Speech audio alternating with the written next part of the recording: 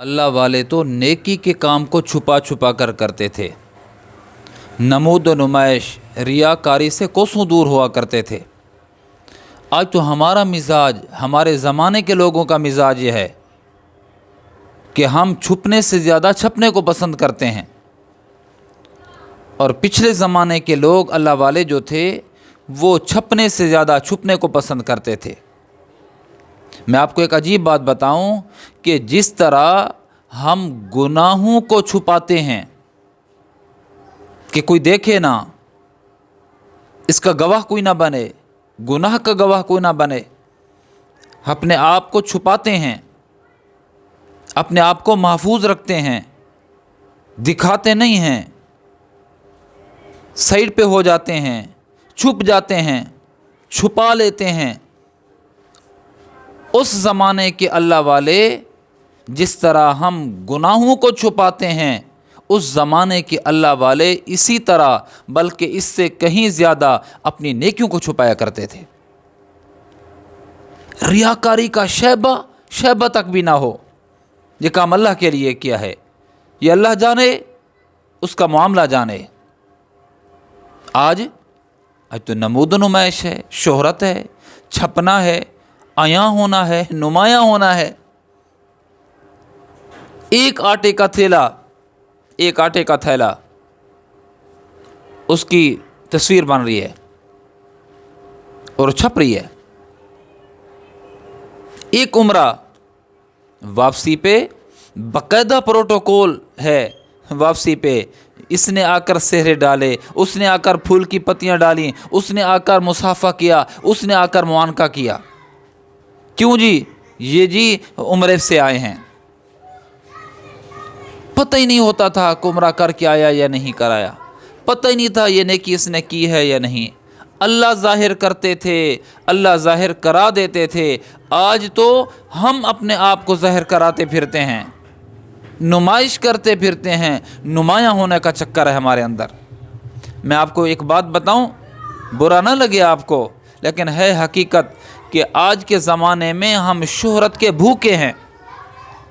شہرت ہو جائے چاہے ہمارا کچھ بھی ہو جائے، اچھی شہرت ہو یا بری شہرت ہو، ہمارا نام ہو جائے کہ یہ وہ ہے۔ گناہ کر کے بھی میرے عزیزو، گناہ کر کے بھی ہم اپنے آپ کو شہرت دلاتے ہیں، نامناسب عمل کر کے بھی ہم اپنے آپ کو شہرت دلاتے ہیں۔ بھوکے نہیں ہیں ہم شہرت کے کہ کسی طرح ہمارا نام، ہمارا ترا، ہمارا ناک بڑھ جائے، لوگوں کو معلوم ہو جائے ہم بھی کوئی ہیں۔ ارے ہم کچھ نہیں ہیں، کچھ نہ تھے، کچھ نہیں ہیں اور کچھ نہیں ہوں گے۔ کوئی نہیں جانتا تھا، کوئی نہیں جانے گا۔ یہ تھوڑا سا وقت ہے، اس میں اللہ جان لے، اللہ سے ہمارا تعارف ہو جائے، اللہ کو معلوم ہو جائے، اللہ کے رجسٹر میں یہ لکھا جائے کہ یہ مسلمان ہے، یہ فرما بردار ہے، یہ نبی کریم صلی اللہ علیہ وسلم کی سنت کا متبع ہے، کام پھر بن جائے گا۔ چھپاتے پھرتے تھے، ہم ظاہر کرتے پھرتے ہیں۔ ایک تسبیح جو پڑھتے ہیں وہ بھی نمایاں کر کے پڑھتے ہیں، لوگوں کو پتہ چلے کہ جی یہ فلاں صاحب تسبیح پڑھ رہے ہیں۔ عمرے سے واپس آئے، میں نے عرض کیا کہ باقاعدہ لائنوں میں اپنے متعلقین و شاگردوں اور مریدوں اور دوستوں کو کھڑا کرتے ہیں، اور وہ ہر ایک کا علیحدہ علیحدہ نظام، کوئی پیسوں کے سہرے ڈال رہا ہے، کوئی پھولوں کے سہرے ڈال رہا ہے، کوئی پھول کی پتیاں اوپر نچھاور کر رہا ہے، اور کوئی گجرے جو ہے وہ پھولوں کی گلدستے وہ پیش کر رہا ہے۔ حج سے، عمرے سے آیا ہے۔ کیا نیکی، کیا نیکی، نیکی کر دریا میں ڈال۔